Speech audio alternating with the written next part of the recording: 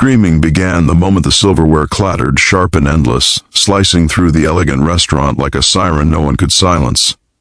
Heads turned. Forks froze mid-air.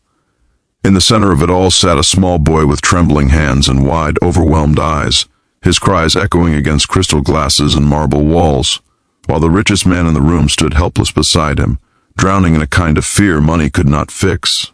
If you believe that kindness still has the power to change lives, take a moment right now to like this video, share it with someone who needs hope, leave a comment, and subscribe to the channel for more stories about second chances and unexpected miracles. The restaurant was one of Manhattan's most exclusive, a place where businessmen closed million-dollar deals over linen-covered tables and quiet music floated like a promise of perfection. Michael Harrington had built an empire from nothing, rising from a factory floor in Ohio to the glass towers of New York.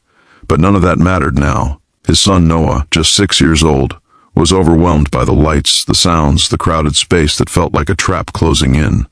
Noah lived with autism, and while Michael understood his son deeply in private moments, public places still terrified him. Tonight was supposed to be a simple dinner, a step toward normalcy, a way to show himself that they could still belong in the world together. Instead, it was unraveling fast. People whispered. Some stared with thinly veiled irritation. Others shook their heads, assuming poor parenting or bad behavior, never imagining the storm raging inside the child's senses. Michael felt every glance like a blade. He tried to steady Noah, to ground him with familiar gestures, but the chaos had already taken hold. The boy's screams grew louder, his small body rocking as if trying to escape the room itself. Security hovered nearby, unsure whether to intervene. The manager watched from across the floor, calculating reputations and reservations. Michael had faced hostile boardrooms and ruthless competitors, yet nothing prepared him for the shame and panic of this moment. What hurt most was the loneliness. Despite the packed room, Michael had never felt more alone. His wife had passed away years earlier, and since then he had devoted himself to Noah, rearranging his empire around therapy schedules and quiet routines. He loved his son fiercely, but nights like this made him wonder if the world would ever meet them halfway. He was seconds away from scooping Noah up and fleeing, another public defeat etched into memory. That was when Grace Turner noticed. Grace was a waitress nearing the end of a double shift, her feet aching and her apron stained with the evidence of a long day.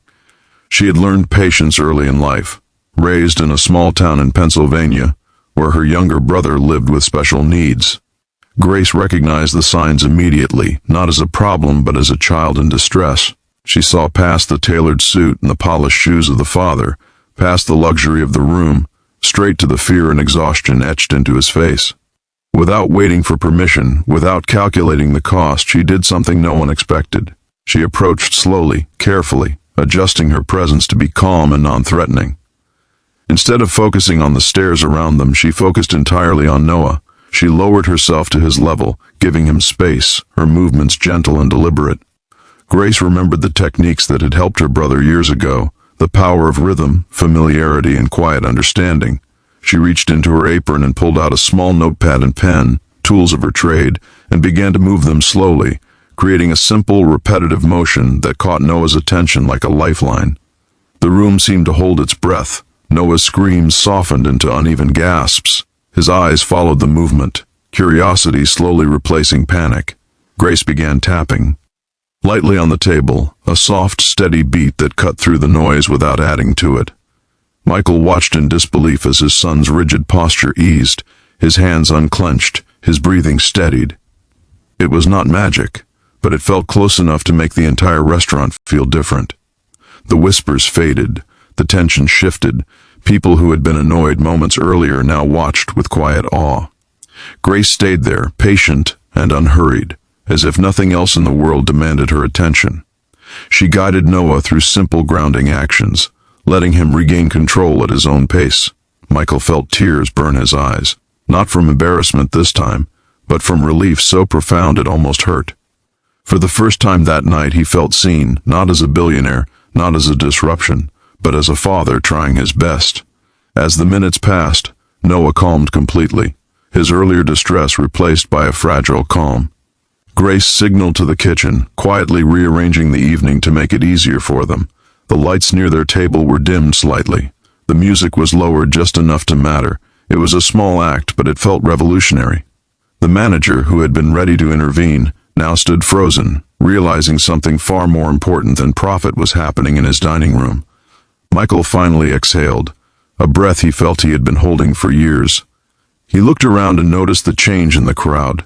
Where there had been judgment, there was now reflection. Where there had been impatience, there was empathy. One small act of courage had shifted the energy of an entire room. Grace eventually returned to her duties, never seeking praise or recognition. To her, it was simply the right thing to do. But for Michael, it was a moment that reshaped his understanding of the world. He realized that despite his wealth and influence, true power lived in quiet compassion, in people willing to step forward when it was uncomfortable. The days that followed carried the ripple of that night.